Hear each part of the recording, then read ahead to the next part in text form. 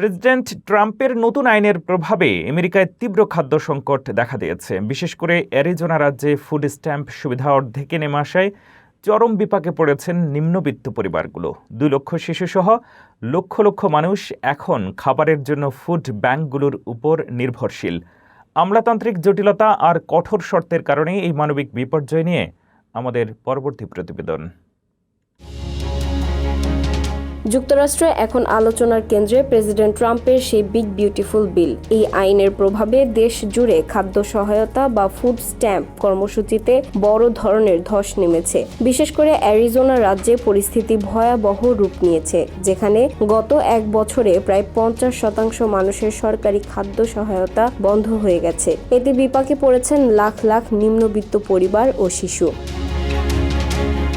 ভোর হতে না হতেই অ্যারিজোনার সরকারি অফিসগুলোর সামনে শুরু হয় ক্ষুধার্ত মানুষের দীর্ঘ লাইন। এদের মধ্যে কেউ অসুস্থ, কেউ বা কোলের শিশুকে নিয়ে এসেছেন একটু সাহায্যের আশায়। টিফানি হাডসনের মতো হাজারো মা এখন দিশেহারা। কোনো আগাম সতর্কতা ছাড়াই হঠাৎ করে তাদের মাসিক খাদ্য সহায়তা বা স্ন্যাপ বেনিফিট বন্ধ করে দেওয়া হয়েছে।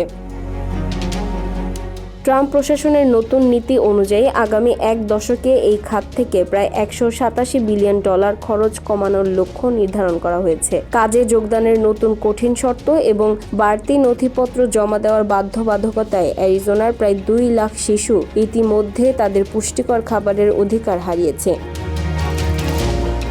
সেন্ট মেরিজ ফুড ব্যাংকের মতো দাতব্য সংস্থাগুলোতে এখন মানুষের ভিড় আগের চেয়ে 25% বেড়েছে। ভুক্তভোগীদের অভিযোগ, তারা কাজ করতে চাইলেও শারীরিক অসুস্থতা বা পারিবারিক সীমাবদ্ধতার কারণে নতুন শর্ত পূরণ করতে পারছেন না। অথচ আমলাতান্ত্রিক জটিলতায় যোগ্য হয়েও অনেকে সহায়তা পাচ্ছেন না। বিশেষজ্ঞরা সতর্ক করে বলছেন, মুদ্রাস্ফীতির এই সময়ে নিম্নবিত্তের পাত থেকে খাবার কেড়ে নেওয়া এক নিষ্ঠুর সিদ্ধান্ত। অ্যারিজোনার এই চিত্র এখন কেবল শুরু। খুব শীঘ্রই এর ঢেউ পুরো আমেরিকায় ছড়িয়ে পড়ার আশঙ্কা দেখা দিয়েছে। খোদ আমেরিকার মাটিতে ক্ষুধার এই হাহাকার দেশটির ভবিষ্যৎ অর্থনীতি ও জনস্বাস্থ্যের জন্য এক বড় চ্যালেঞ্জ হয়ে দাঁড়িয়েছে।